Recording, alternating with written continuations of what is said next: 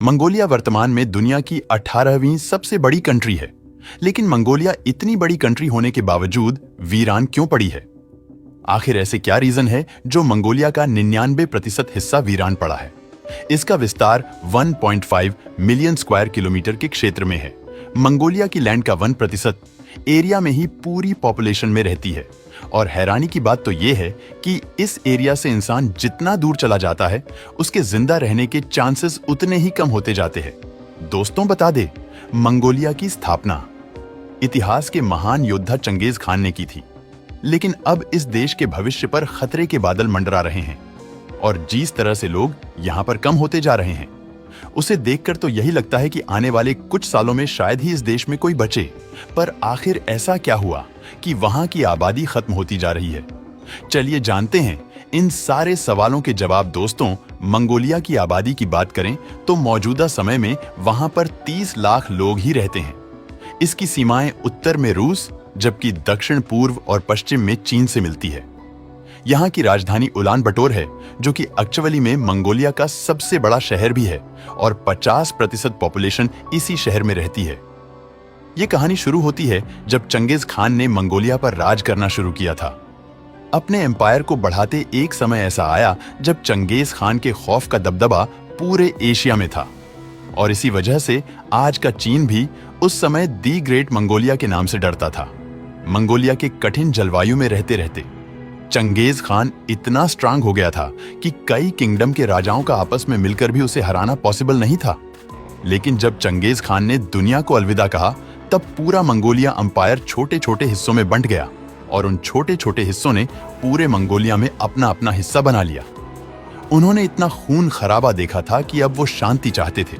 और इसी दौरान कोइंसिडेंटली इंडिया से बुद्धिज्म भी धीरे धीरे मंगोलिया पहुंच भी चुका था और वहां की आम जनता और राजाओं ने भी इस रिलीजन को खुले दिल से स्वीकार किया।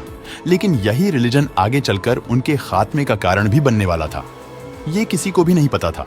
लेकिन इसी बीच चाइनीज किंग डायनास्टी का एक बार फिर उदय हुआ, जिनको चंगेज खान ने कई बार शिकस्त दी थी। और इसी वजह से किंग डायनेस्टी मंगोलिया के अत्याचारों को भूला नहीं थी और वो मंगोलियन से अपना बदला लेना चाहती थी। और साल 1687 में झुंगार डायनेस्टी से अपना बदला लेने के लिए ओपन चैलेंज दे दिया और फिर उन्होंने पूरे साउथ ईस्ट मंगोलिया पर अपना कब्जा भी कर लिया। और बुद्धिज्म को मानने के बाद ना चाहते हुए भी उन्हें किंग डायनेस्टी के साथ वॉर लड़ना ही पड़ा, जिस वजह से झुंगार डायनेस्टी को करारी शिकस्त का सामना करना पड़ा। ये हार इतनी बुरी थी कि वहां की 80% पॉपुलेशन, यानी कि 10 लाख की आबादी में से 8 लाख लोगों की मौत इसी युद्ध में हो गई थी। पूरे के पूरे गांव खत्म हो गए थे, परिवार उजड़ गए। ये युद्ध इतना भयानक था कि इतिहास में इसे मंगोलिया के सबसे काले दिन के रूप में दर्ज कर लिया गया। इस युद्ध के बाद पूरे मंगोलिया पर किंग डायनास्टी का शासन आ गया और उन्होंने मंगोलिया पर 200 सालों तक शासन किया। अब अगर आपको यह लग रहा है कि युद्ध की वजह से वहां की आबादी पूरी तरह से खत्म हुई, तो आपको बता दें कि ऐसा नहीं है। वहां के इतने बड़े जेनोसाइड का रीजन ये था कि उन्होंने बुद्धिज्म को अपनाया था।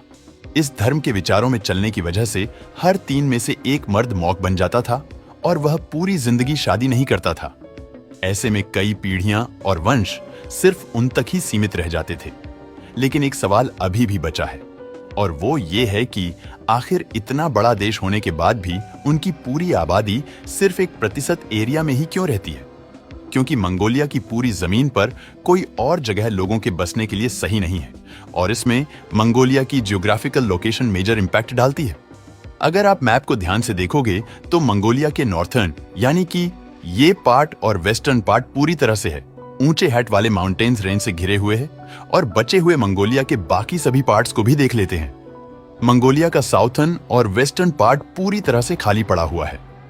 इतिहास में भी इंसानों ने कभी भी इस जगह पर अपना परमानेंट सेटलमेंट बनाया ही नहीं, क्योंकि इस एरिया में इंसान तो दूर मंगोलिया में पाए जाने वाले ये बैक्ट्रियन कैमल भी सरवाइव नहीं कर पाते, क्योंकि यहाँ का क्लाइमेट बहुत ज्यादा खराब रहता है। इसलिए मंगोलियन लोगों के पास ना ही वेस्टर्न पार्ट में रहने की जगह है, ना ही साउथर्न पार्ट में और ना ही ईस्टर्न पार्ट में। अब ऐसे में ये पूरी 100% मंगोलियन पॉपुलेशन इस 1% एरिया में ही रहने को मजबूर है, क्योंकि इन्हीं एटीट्यूड माउंटेन्स रेंज की वजह से इस एरिया का टेम्परेचर बढ़ जाता है और जीवन के लिए सामान्य हो जाता है। बाकी की जगह मंगोलिया का तापमान -50 डिग्री सेल्सियस तक चला जाता है और इसी वजह से मंगोलियन लोग केवल 1% एरिया में ही रहते हैं और बाकी का एरिया वीरान पड़ा है। दोस्तों, मंगोलिया के बारे में जानकारी पसंद आए हो तो वीडियो लाइक और शेयर करें।